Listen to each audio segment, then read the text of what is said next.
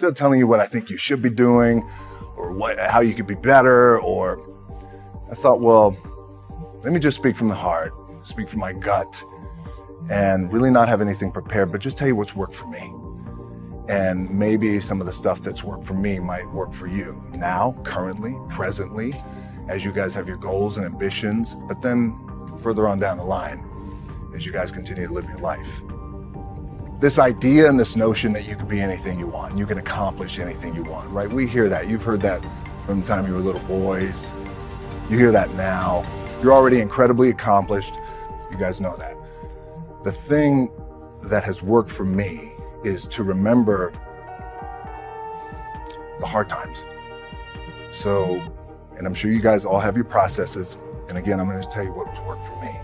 So before a big movie comes out, before back in the days when I was wrestling with WWE, a WrestleMania match, anything big that would happen, I would always take a moment and I just remind myself, all right, I was evicted when I was 14. We were kicked off the island. We couldn't live in Hawaii. Had no place to live.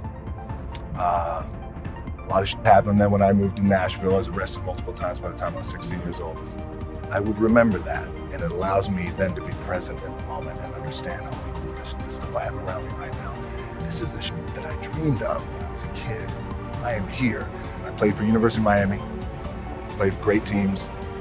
Warren Sapp, Ray Lewis, they were my teammates. They were balling. Warren Sapp was playing tight end at that time. I was starting defensive tackle. Yeah. They moved him over to D-line. And he looked at me, he's like, yo, dude, I'm gonna take your spot. I said, you ain't taking your spot. He said, I'm gonna take your spot. We battled, and he took my spot.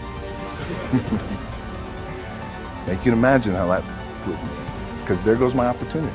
He went in, switched to defensive tackle, lit the world on fire. Well, what that did, it crushed me, it crushed my dreams. I had a piss poor senior year, zero production, no NFL, no combine invite, nothing. Finally went to the CFL, Calgary Stampeders, making $250 a week Canadian. I had to send that home to my wife at that time.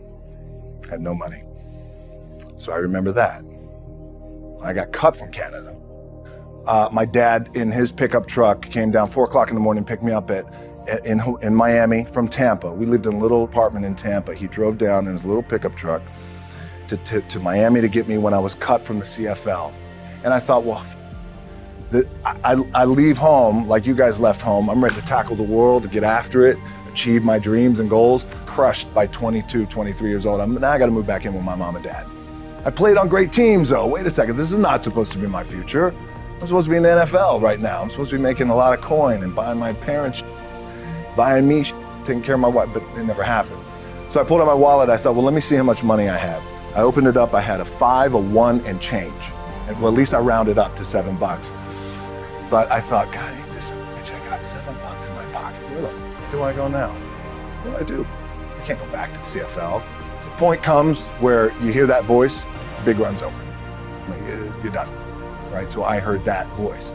So as Coach was saying, man, I hold on to that. I'm telling you, my back is up against this mother. We laugh, we joke, we have a good time, but my back is still up against this mother. I do not forget it.